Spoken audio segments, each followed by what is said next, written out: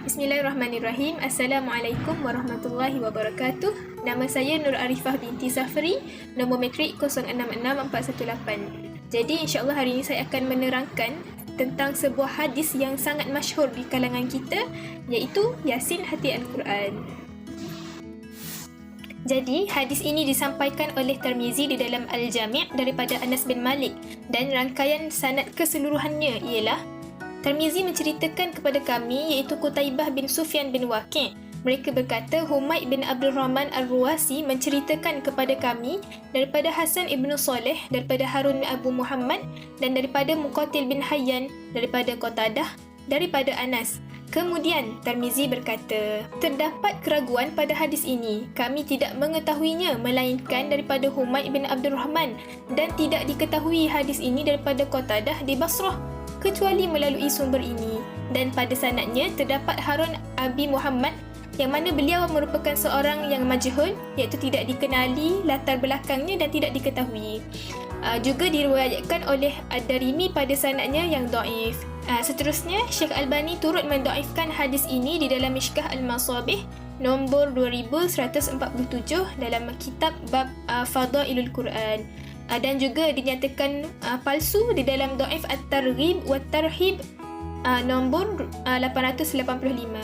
Juga di dalam Dhaif Sunan Tirmizi nombor 2887 dan Silsilah Al-Hadis Ad-Dhaifah wal Maudu'ah nombor 169. Dan Harun Abi Muhammad turut dinyatakan sebagai majhul, tidak dikenali oleh Imam Az-Zahabi Mizanul I'tidal nombor 9178. Kemudian Ibnu Abi Hatim di dalam Ilal Ahadis menyebut beliau pernah bertanya ayahnya tentang hadis Anas ini. Maka ayahnya berkata, Muqatil tersebut adalah Muqatil bin Sulaiman. Aku sudah melihat hadis ini pada awal kitab yang direka oleh Muqatil bin Sulaiman, dan ini adalah hadis yang batil dan tidak ada asal sumbernya. Seterusnya, jika dilihat pada hadis yang diriwayatkan daripada Arim dari Mu'tamir, dari ayahnya, dari seseorang, dari ayahnya, dari Ma'qil bin Yasar, sesungguhnya Rasulullah SAW bersabda, Surah Yasin adalah jantung Al-Quran. Seorang yang membacanya kerana mengharapkan keredaan Allah dan negeri akhirat, iaitu syurga, melainkan akan diampunkan dosanya. Dengan itu bacakanlah surah Yasin itu kepada orang yang akan mati di antara kamu. Hadis ini diriwayatkan oleh Imam Ahmad, Musnad Ahmad nombor 19415, An-Nasai, A'malul Yam wal Lailah nombor 1075. Dan berkenaan hadis ini, di dalam hadis ini terdapat 3 orang yang majhul, tidak dikenali nama dan keadaannya. Dan hadis ini didhaifkan oleh Syekh Syu'aib Al-Ardaus di dalam penelitiannya ke atas Musnad Ahmad nombor 20,300. Dinyatakan mungkar oleh Syekh Albani. Menurut Al-Haythami, padanya terdapat rawi yang tidak diketahui.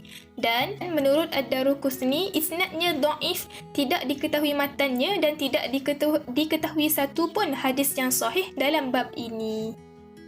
Jadi kesimpulannya, Ibnu Bazzi rahimahullah pernah ditanya tentang hadis ini. Sesiapa yang membaca surah Yasin seperti membaca Al-Quran 10 kali, baginda menjawab, tidak ada asal dan ianya lemah.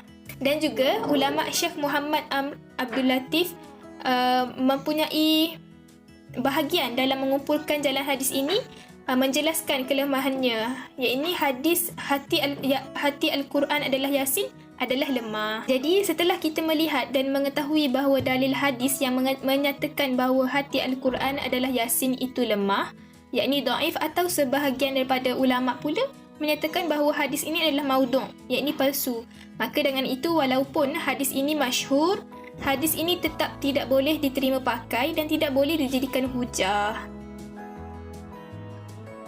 Nama saya Nur Kisrina Aisyah binti Ayub, nombor matrik 066700. InsyaAllah pada hari ini saya akan menerangkan tentang sebuah hadis masyhur yang diriwayatkan oleh Al-Bukhari, nombor hadis 6484.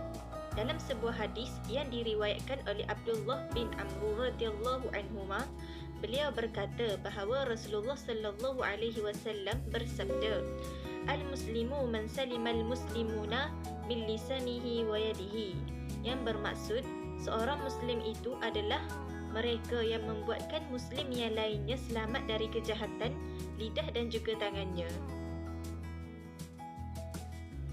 Hadis di atas adalah hadis yang diriwayatkan daripada 3 sanad yang berbeza atau hadis yang diriwayatkan oleh 3 ataupun lebih dan seterusnya sehingga mendapat sekurang-kurangnya 3 sanad yang berbeza. Maksud kepada hadis ataupun penerangan kepada hadis tersebut ialah umat Islam yang memakmurkan seluruh umat Islam yang lainnya daripada bahaya lidah dan tangannya. Dan hal ini menunjukkan hadis ini diriwayatkan oleh 3 imam hadis dari sanad yang berbeza, iaitu sanad yang pertama ialah Bukhari, dan yang kedua ialah Imam Muslim, dan yang ketiga ialah Imam Tirmizi. Tiap perawi daripada 3 imam tersebut mempunyai rantaian perawi yang banyak dan berbeza. Ayo kita tengok. Yang pertama ialah rantaian perawi Imam Al-Bukhari. Ialah Bukhari daripada Adam, dari Siqibah, dari Abdullah bin Abu Safar, dari Al-Shikabi, dari Abdullah bin iaitu yang melihat Nabi sallallahu alaihi wasallam. Dan yang kedua ialah rantaian daripada perawi Imam Tirmizi. Ia adalah simbolik daripada perawi Qanadah daripada Al-Lais, dari Al-Ka'kab, dari Abu Saleh, dari Abu Hurairah yang melihat Nabi sallallahu alaihi wasallam. Dan semoga Allah memberkatinya dan memberinya kedamaian. Jika kita perhatikan antara tiga sanad tersebut, di antaranya tidak ada yang sama nama dan orangnya. Dan sanad Imam Muslim ada 2 tetapi orangnya berbeza. Yang pertama adalah cucu kepada Abu Darda, yang kedua ialah orang lain, dan kedua-duanya adalah tidak sama. InsyaAllah itu sahaja penerangan ringkas daripada saya berdasarkan hadis masyhur yang diriwayatkan dalam riwayat Al-Bukhari, nombor hadis yang bernombor 6484. Sekian, terima kasih. Bismillahirrahmanirrahim. Assalamualaikum warahmatullahi wabarakatuh. Nama saya Afifah Hanani binti Abdul Halim dengan nombor metrik 068476. Baiklah, saya akan menerangkan mengenai hadis masyhur sahih yang saya dapat di dalam kitab Sahih Bukhari, iaitu pada halaman yang ke-213, dan nombor hadis tersebut adalah 877 yang berbunyi haddatsana Abdullah bin Yusuf qala akhbarana Malik an-Nafi'an an Abdullah bin Umar radhiyallahu anhuma anna Rasulullah sallallahu alaihi wasallam qala idza jaa ahadukumul jumu'ah falyastaghfir. Yang bermaksud di sini, Abdullah bin Yusuf menceritakan kepada kami, katanya Malik memberitahu kami daripada Nafi' daripada Abdullah bin Umar radhiyallahu anhu bahawa Rasulullah sallallahu alaihi wasallam bersabda, apabila seseorang kamu telah tiba hari Jumaat, hendaklah dia mandi. Seperti yang kita tahu, martabat hadis masyhur sahih ini perlu mempunyai 3 perawi dan ke atas, maksudnya mempunyai banyak perawi. Tapi di dalam hadis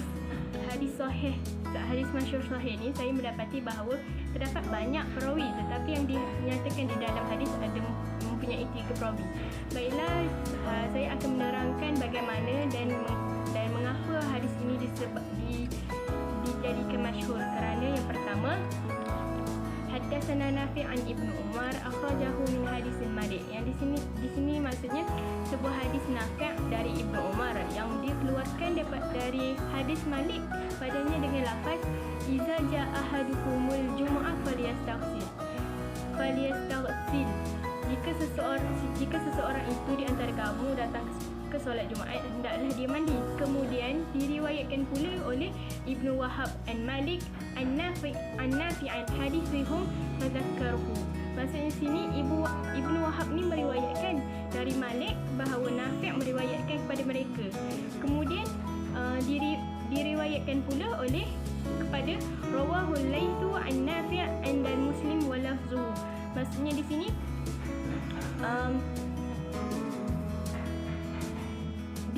dinyatakan dalam riwayat Al-Laits dari Nafi' oleh Muslim, Dan lafaznya ialah jika salah seorang daripada kamu mahu datang sembahyang Jumaat, biarlah dia mandi.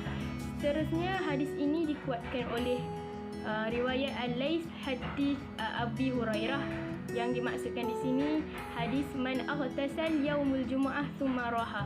Maksudnya di sini, maksud hadis tersebut, sesiapa yang mandi pada hari Jumaat dan kemudian dia pergi. Maksud di sini dia jelas tentang penangguhan mandi. Tapi hadis ini dikenali sebagai hadis yang fasad, iaitu hadis yang rosak, kerana sesetengah pendapat mendapati bahawa mandi tersebut bukan dinyatakan untuk hari tetapi dinyatakan untuk solat. Kerana disebabkan hadis ini fasad ialah kerana hadis man aghtasal yaumul jumu'ah, iaitu hadis daripada Abu Hurairah, dikatakan fasad kerana hadis itu mempunyai satu sumber sahaja, dan Al-Laits itu telah menjelaskan dalam riwayatnya, dan dalam kekuatan hadis, maksudnya dia memilih bahawa qawwahu hadis Abi Hurairah wa riwayat Nafi' an Ibnu Umar. Maksudnya di sini dia menerima hadis Abu Hurairah, tapi yang dimasyhurkan itu adalah hadis daripada Nafi', iaitu hadis yang diriwayatkan Nafi' daripada Ibnu Umar, yang dikatakan sebagai hadis masyhur. Baiklah, kesimpulannya, sebagai yang telah dinyatakan sebelum ini, hadis masyhur ni kadang-kala boleh dihukumkan sebagai hadis sahih, hadis hasan dan atau hadis dhaif. Tapi keadaan sesuatu hadis masyhur tu tidak semestinya menjadikan ia sebagai hadis sahih, dan kesahihan hadis bergantung kepada sanad yang muttasil dengan keadaan perawi-perawi yang thiqah dan syarat-syarat yang lain. Sekian, terima kasih. Assalamualaikum warahmatullahi wabarakatuh.